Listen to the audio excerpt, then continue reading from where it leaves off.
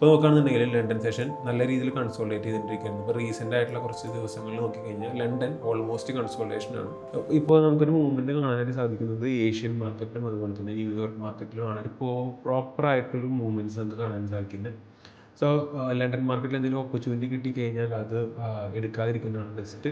ഈ രണ്ട് സെഷൻ മാത്രം ഫോക്കസ് ചെയ്യുക. ഏഷ്യ ആൻഡ് ന്യൂയോർക്ക് മാത്രം ഫോക്കസ് ചെയ്യുന്നതാണ് ഏറ്റവും ബെസ്റ്റ്. സോ ഈ കാണുന്ന ഏരിയയിൽ നിന്നൊക്കെ ബൈ കിട്ടുവാണെങ്കിൽ ഡെഫിനറ്റ്ലി നമുക്ക് എടുക്കാം.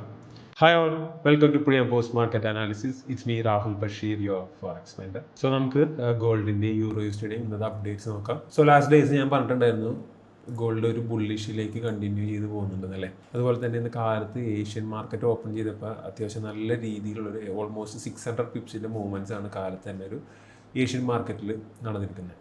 അതിന് ശേഷം നോക്കുകയാണെന്നുണ്ടെങ്കിൽ ഒരു സ്വിംഗ് ഹൈ എടുത്തതിന് ശേഷമുള്ള റിയാക്ഷനാണ് ഇപ്പോൾ നമുക്ക് കാണാനായിട്ട് സാധിക്കുന്നത്. സ്റ്റിൽ നമുക്ക് എക്സ്പെക്റ്റ് ചെയ്യുന്നത് ഇത് ഈ റാലി ബുള്ളിഷ് റാലി കണ്ടിന്യൂ ചെയ്യുന്നത് തന്നെയാണ്.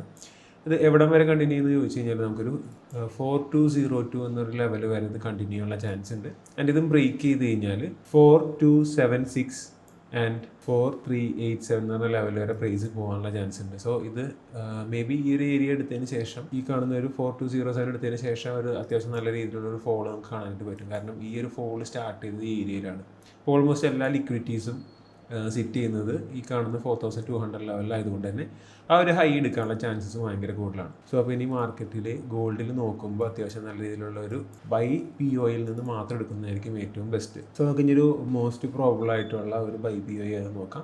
ഫസ്റ്റ് ഓഫ് ഓൾ നമുക്ക് നോക്കുകയാണെന്നുണ്ടെങ്കിൽ 15 മിനിറ്റിൽ ഒരു ലിക്വിഡിറ്റി സിറ്റിംഗ് ഉണ്ട് 4089 എന്ന് പറഞ്ഞ റേഞ്ചിൽ. സോ ആ ലെവലിൽ പ്രൈസ് വന്നതിന് ശേഷം ഒരു ബൈ കൺഫർമേഷൻ കിട്ടിക്കഴിഞ്ഞാൽ ഡെഫിനറ്റ്ലി നിങ്ങൾക്ക് ആ ഒരു ബൈ കണ്ടിന്യൂഷൻ നോക്കാവുന്നതാണ്. ഇതെടുക്കാതെ ഏഷ്യയുടെ ലോ വന്നിട്ട് എടുത്തതിന് ശേഷമാണ് ഒരു ബൈ കണ്ടിന്യൂഷൻ കിട്ടുന്നതെങ്കിൽ ഡെഫിനറ്റ്ലി ആ ഒരു ബൈ കണ്ടിന്യൂഷനും നമുക്ക് എടുക്കാവുന്നതാണ്. ആൻഡ് പിന്നെ ഒരു സ്ലൈറ്റ്ലി പോസിബിൾ ആയിട്ടുള്ള ഒരു റേഞ്ച് എന്ന് പറയുന്നത് 4103 എന്ന് പറഞ്ഞ റേഞ്ച് ഉണ്ട്. അതായത് ഇന്നലത്തെ ഒരു ഡേ ക്യാൻഡിലെ ഹൈ ആണ്. സോ ആ ഹൈയുടെ റേഞ്ചിലേക്ക് പിന്നെയും വന്നതിന് ശേഷം അവിടെ നിന്ന് സപ്പോർട്ട് എടുക്കുകയാണെന്നുണ്ടെങ്കിലും ഒരു ബൈ മാർക്കറ്റിലേക്ക് പോകാനായി സാധിക്കും. ഇപ്പോൾ നോക്കുകയാണെന്നുണ്ടെങ്കിൽ ലണ്ടൻ സെഷൻ നല്ല രീതിയിൽ കൺസോൾട്ടേറ്റ് ചെയ്തിട്ടിരിക്കുകയാണ്. ഇപ്പോൾ റീസെൻ്റ് ആയിട്ടുള്ള കുറച്ച് ദിവസങ്ങളിൽ നോക്കിക്കഴിഞ്ഞാൽ ലണ്ടൻ ഓൾമോസ്റ്റ് കൺസോൾട്ടേഷനാണ്. ഇപ്പോൾ നമുക്കൊരു മൂവ്മെൻറ്റ് കാണാനായിട്ട് സാധിക്കുന്നത് ഏഷ്യൻ മാർക്കറ്റിലും അതുപോലെ തന്നെ ന്യൂയോർക്ക് മാർക്കറ്റിലുമാണ് ഇപ്പോൾ പ്രോപ്പറായിട്ടൊരു മൂവ്മെൻറ്റ്സ് നമുക്ക് കാണാനായിട്ട് സാധിക്കുന്നത്. സോ ലണ്ടൻ മാർക്കറ്റിൽ എന്തെങ്കിലും ഓപ്പർച്യൂണിറ്റി കിട്ടിക്കഴിഞ്ഞാൽ അത് എടുക്കാതിരിക്കുന്നതാണ് ബെസ്റ്റ്. ഈ രണ്ട് സെഷൻ മാത്രം ഫോക്കസ് ചെയ്യുക. ഏഷ്യ ആൻഡ് ന്യൂയോർക്ക് മാത്രം ഫോക്കസ് ചെയ്യുന്നതായിരിക്കും ഏറ്റവും ബെസ്റ്റ്. സോ ഈ കാണുന്ന ഏരിയയിൽ നിന്നൊക്കെ ബൈ കിട്ടുകയാണെന്നുണ്ടെങ്കിൽ ഡെഫിനറ്റ്ലി നമുക്ക് എടുക്കാം. സോ ടാർഗറ്റ് നേരത്തെ പറഞ്ഞ പോലെ തന്നെ ഇപ്പോൾ ഇവിടെ നിന്ന് ബൈ എടുക്കുകയാണെങ്കിൽ ഫസ്റ്റ് ടാർഗറ്റ് ഈ കാണുന്ന ഏഷ്യ ഹൈ തന്നെ ടാർഗറ്റ് ചെയ്യുക 4141. അതിന് ശേഷം 4203 എന്ന റേഞ്ചിലേക്കൊക്കെ നിങ്ങൾക്ക് ഒരു നെക്സ്റ്റ് ലെവൽ ടാർഗറ്റ് എക്സ്പെക്റ്റ് ചെയ്യാവുന്നതാണ്. സോ നമുക്കിനി യൂറോ യുഎസ്ഡിയിലേക്ക് കിടക്കാം. സോ യൂറോ യുഎസ്ഡിയിൽ നമ്മൾ കഴിഞ്ഞ ദിവസം പറഞ്ഞ പോലെ തന്നെ ഒരു സൈഡ് വേസ് മാർക്കറ്റിലാണ് ഇപ്പോഴും യൂറോ യുഎസ്ഡി നിൽക്കുന്നത്. ഒരു സൈഡ് വേസ് എന്ന് പറഞ്ഞാൽ ഒരു ബെയറിഷ് സൈഡ് വേസിൽ.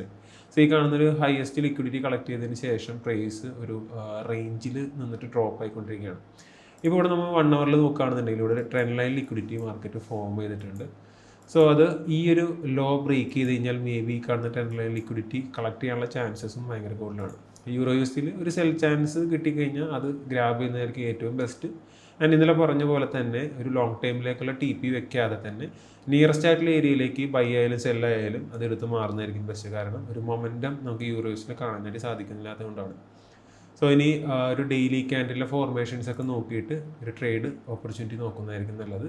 സോ ഇവിടെ കണ്ടിന്യൂസ് ആയിട്ട് നോക്കുകയാണെന്നുണ്ടെങ്കിൽ എല്ലാ ദിവസവും ഓരോ ഡെയിലി ക്യാൻഡിൻ്റെ ലോ ബ്രേക്ക് ചെയ്തിട്ടാണ് വരുന്നത്. സോ ഇന്നലത്തെ ആക്ടിവിറ്റി നോക്കുകയാണെന്നുണ്ടെങ്കിലും കാണാം ഈ ഒരു ഡെയിലി ക്യാൻഡിലെ ലോ ബ്രേക്ക് ചെയ്ത് ഒരു സെൽ ടെൻഡൻസിയിലാണ് മാർക്കറ്റ് എത്തുന്നത്.